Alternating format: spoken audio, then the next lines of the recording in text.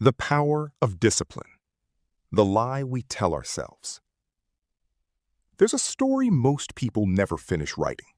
Not because they ran out of time, not because life was too hard, but because somewhere along the way, they convinced themselves they just weren't the type of person who could do it. Maybe that story sounds familiar to you. You start strong, full of fire, full of plans. January 1st energy, Monday morning energy. This time it's different energy. And then life happens. You miss one day, then two. Then you tell yourself, I'll restart on Monday. And Monday becomes next month, and next month becomes next year. This is not a story about willpower. This is not another speech telling you to just try harder.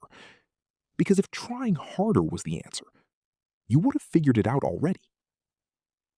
This is the story of discipline. Real discipline. Not the kind you see on Instagram at 5 a.m. The quiet, invisible kind that builds empires, one uncomfortable day at a time. Your brain is not your enemy. In 1972, a psychologist named Walter Mischel sat 4-year-old children in a room. On the table in front of them, one marshmallow. The rule was simple. Wait 15 minutes without eating it, and you'll get 2 marshmallows. Some kids grabbed it immediately. Some waited, squirming, covering their eyes, singing to themselves, and some somehow sat perfectly still.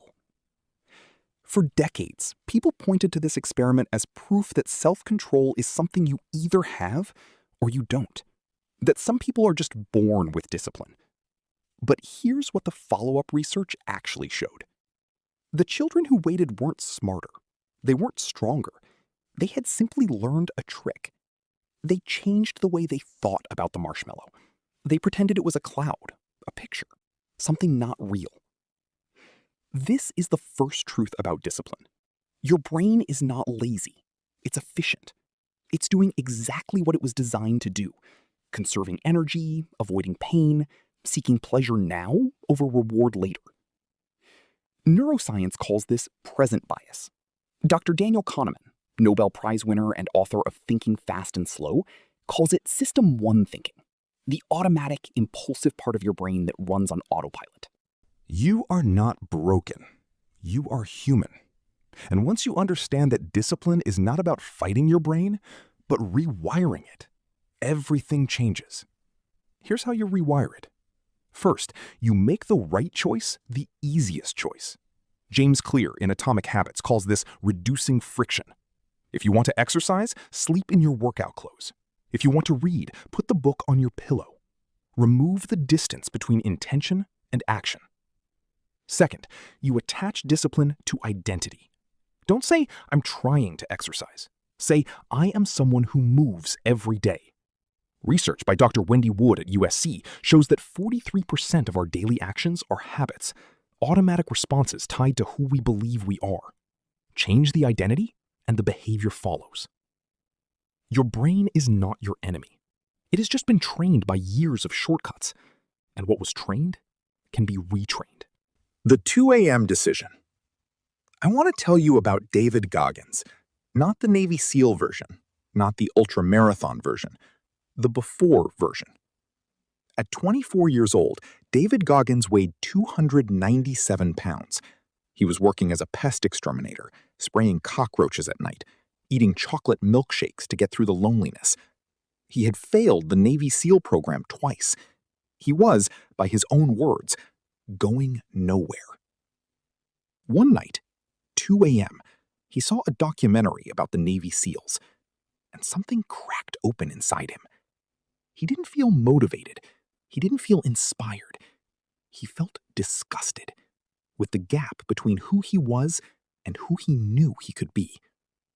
Psychologists call this self-discrepancy theory, the pain we feel when our actual self is too far from our ideal self. Most people run from that pain. David Goggins ran toward it. In 3 months, he lost 106 pounds. Not with a perfect program, not with a coach, with something most people underestimate: repetition. discomfort, and a rule he called staying hard. Now, you don't need to become David Goggins, but there is a lesson here that applies to every single person listening. Discipline is not born in your best moments. It's born at 2 a.m. Ryan Holiday, in The Obstacle is the Way, writes that the Stoic philosophers had a name for this principle. Amor fati. Love your fate. Love the difficulty. Not because suffering is noble, but because difficulty is where character is built. Every time you do the thing you said you would do, even when you don't feel like it, you are casting a vote for the person you are becoming. Cast enough votes, win the election. The 3 laws of real discipline. Over the last century, psychologists, neuroscientists, and performance coaches have studied what separates people who consistently achieve from people who consistently intend. The answer always comes back to 3 laws. Not 5, not 10, 3. Law 1. Clarity over motivation. Motivation is a feeling, and feelings are unreliable. Dr. Gabrielle Oettingen at NYU spent 20 years studying the science of goal setting. Her research showed something counterintuitive. People who simply visualize success, who imagine how good it will feel, actually perform worse. The fantasy fools the brain into thinking the work is already done. What works is a technique she calls WOOP. Wish, outcome, obstacle, plan. You define exactly what you want. You picture the outcome in detail.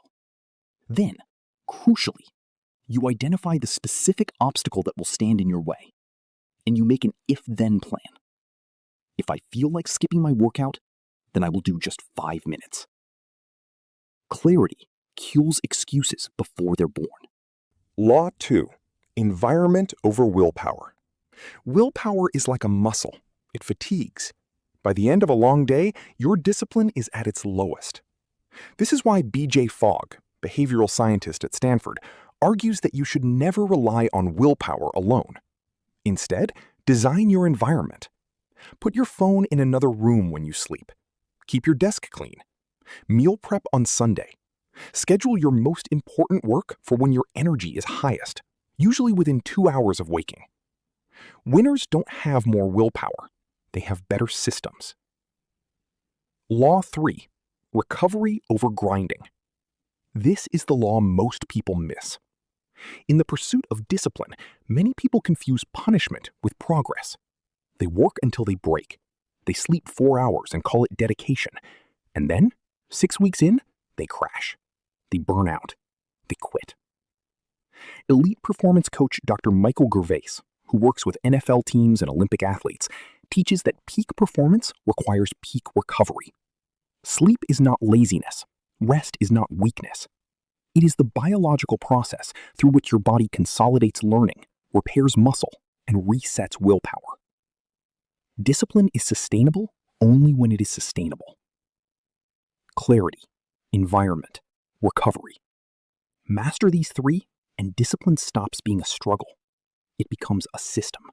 The person you are becoming.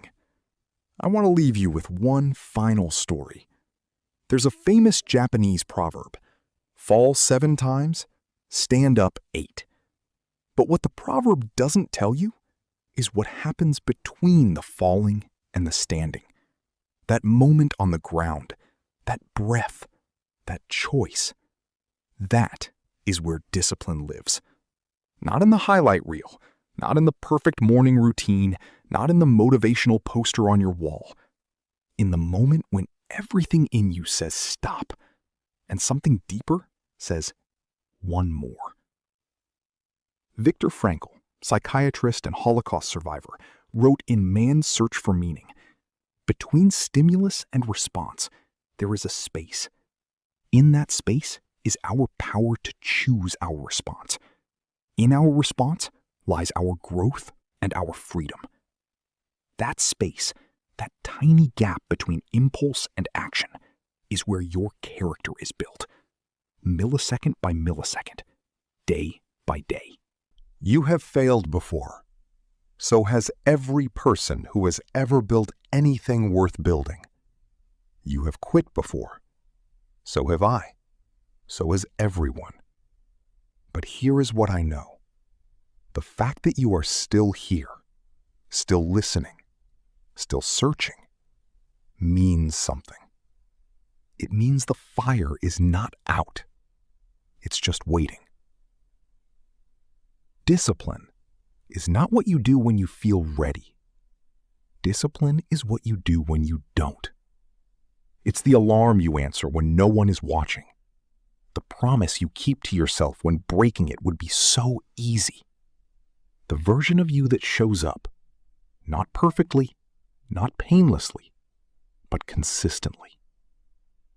That version of you already exists. You just have to choose them every single day. Thank you for listening. If this moved something in you, share it with someone who needs to hear it.